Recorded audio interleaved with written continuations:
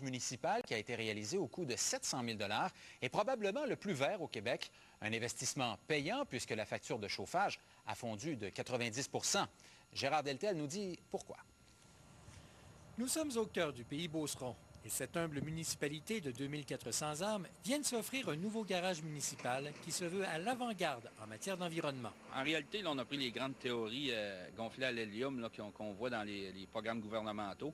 Puis on a décidé, nous autres, on faisait du basic. On allait le faire, on n'allait pas juste en parler, on allait passer aux actes. Et les actes, ça veut dire un système de récupération de l'eau de pluie afin qu'elle serve au nettoyage. Aussi, un système de chauffage de géothermie qui puise la chaleur au sol. À l'intérieur, un plancher radiant plus efficace, un éclairage plus performant, des murs à double paroi branchés à des conduites d'air qui réchauffent ou refroidissent la bâtisse. Bilan, alors que les deux vieux garages, 2 fois plus petits, coûtaient 20 000 en chauffage, la facture de celui-ci n'est que de 2 500 $. On a bâti de quoi pour les 100 prochaines années. Il ne faut plus bâtir des bâtisses pour 30 ans. Le développement durable, là, ça le dit, il faut faire des choses qui sont durables.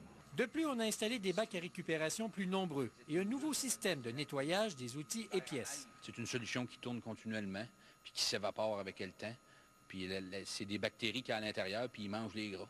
On ne s'en aperçoit pas. C'est la compagnie Murox, affiliée à Canam-Manac, qui a conçu le bâtiment.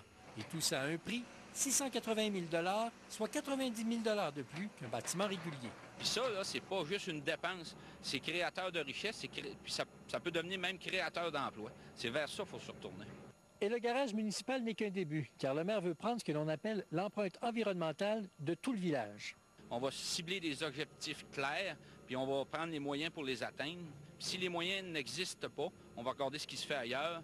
Puis si on ne trouve pas encore le moyen, bien, on va l'inventer, on va le développer, on va le commercialiser, puis on va créer des jobs et de la richesse dans notre municipalité. On est Beauceron ou on ne l'est pas. Gérard Deltel à Saint-Gédéon, en Beauce.